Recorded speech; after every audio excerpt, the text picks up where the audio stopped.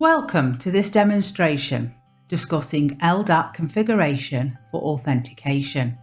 This is part 4 of the LDAP authentication playlist. Links to part 1, 2 and 3 are in the description of this video.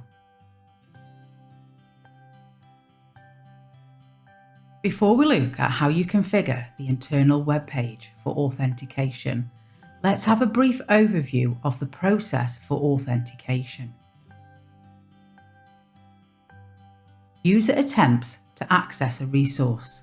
This could be logging into a website, email system, or other application. Client application sends a request. The application, acting as the dialer, contacts the LDAP server with the user's credentials, username and password. LDAP server verifies credentials. The server looks up the user's entry in the directory and compares the provided password with the one stored, usually securely hashed. Access granted or denied. If the credentials match the server, connects the call and the user gains access. If not, access is denied. Configuration. If you are only using LDAP as a standalone feature and not in conjunction with the LDAP address book, you will need to look at the pre-requirements in the video LDAP Configuration Address Book. The section in that video is entitled Requirements. I have linked that video in the description at the correct time. You will also need to watch the section on uploading a certificate if you are using SSL, TLS and Verify Server certificate option. I have also linked that video in the description at the correct time. Accessing your internal web page. If you are unsure of how to log on to your internal web page, I have linked a video in the description of this demonstration showing you how to access your internal web page. LDAP configuration. Once you have logged on to the internal web page, you will be on the home status. Select Administrator. This has now opened the Administrator menu.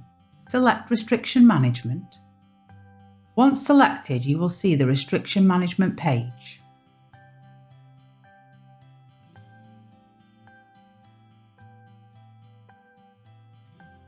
Under the restriction function, it is currently set to off.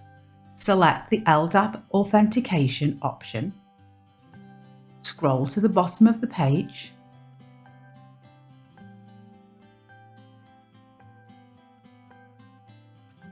Select Submit. Now you will see a green Submit OK at the top of the page.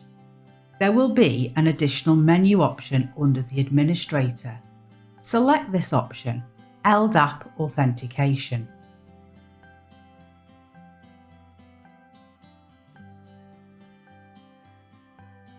The Storage Fax RX data selection choice will depend on your device's functions.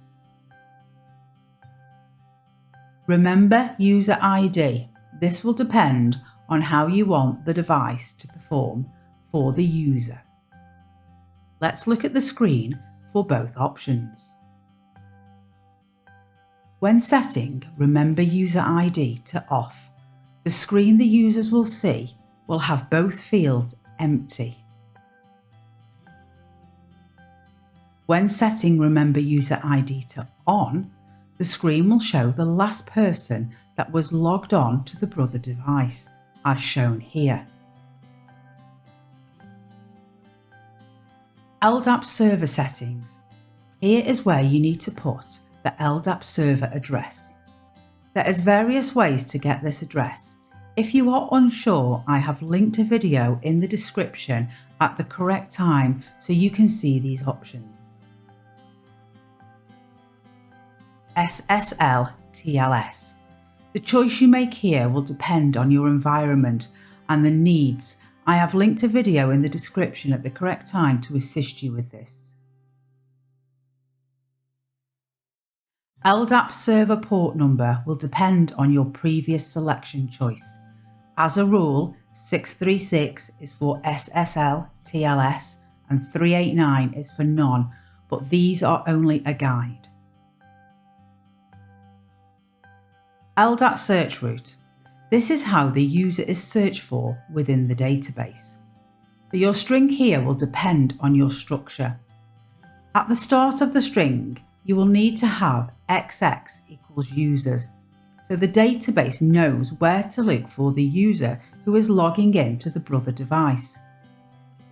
For example, in this demonstration, I have started my string with CN equals users. This is telling the database to look at all users using the attribute common names. If you have OUs set up, you can use OU equals users or OU equals XXX, where XXX is the name of your OU. Scroll down the page.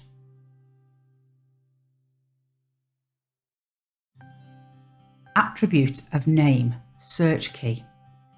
In this demonstration, I have chosen to use CN, common name, for my search attribute. If you want the users to log in with a different set of criteria, you will need to put the correct attribute for that criteria.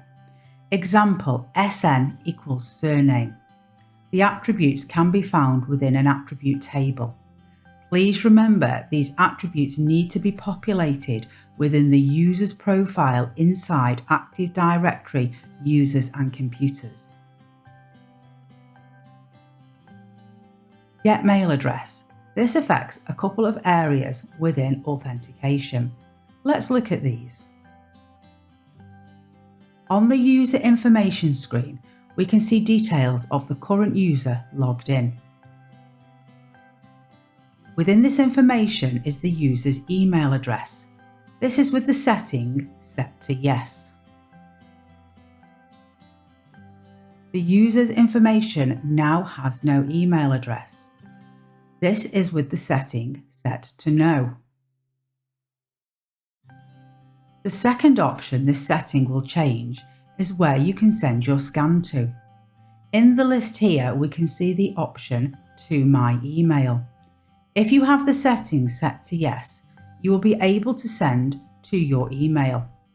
If you have the setting set to no, the option will still be listed in the menu, but as the feature hasn't been activated or set up, it will not process the request.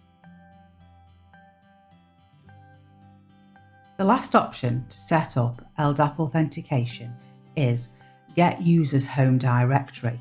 Let's look at how this is set up and where the user would access it.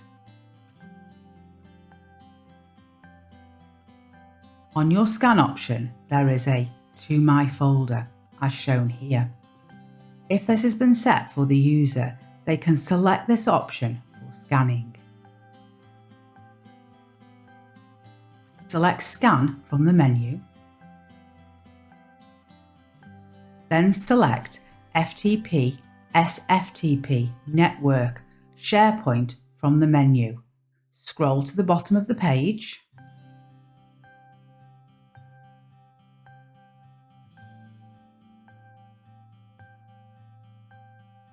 Send to my folder. Select On. Once you have made these changes on the internal web page, you will need to set the folder and the folder path up so that the user can access this from the device once they have logged in. You have a choice of using a user's existing folder or creating them a new one. This will be down to your environment and setup choices. On the folder to be set up, right-click. Select Properties.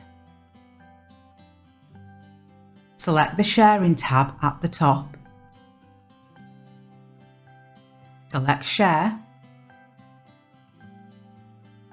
Type the user's name here.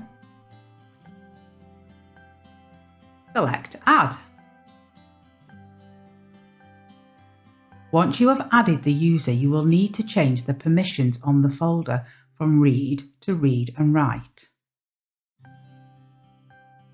Now select Advanced Sharing. Select Share this folder by putting a tick in the box. Select the folder you want to share from the drop-down arrow. Select Add. Then select Permissions. Under Permissions and Allow, select All Options. Then select Apply at the bottom. Select OK. Then select OK here. Now you will need to copy the path of the folder. Copy from here. Select Close at the bottom. For the next step, you will need to open Active Directory Users and Computers. Select the Users folder. Select the user you are setting up.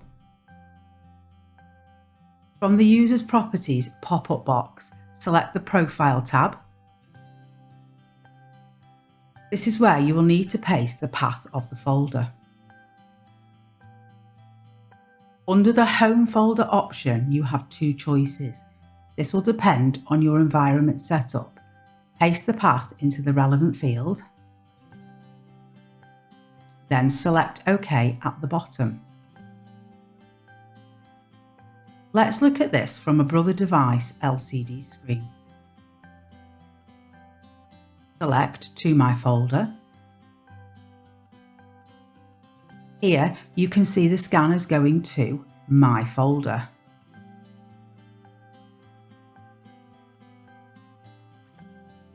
Select Start.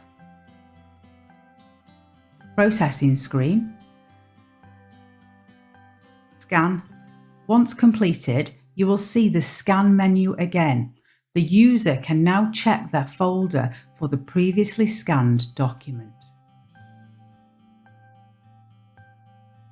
If you are using an SSL TLS connection or verifying a certificate, you will need to upload a certificate here.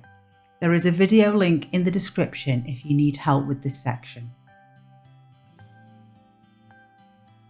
Panel logout time. The last setting is the panel logout time.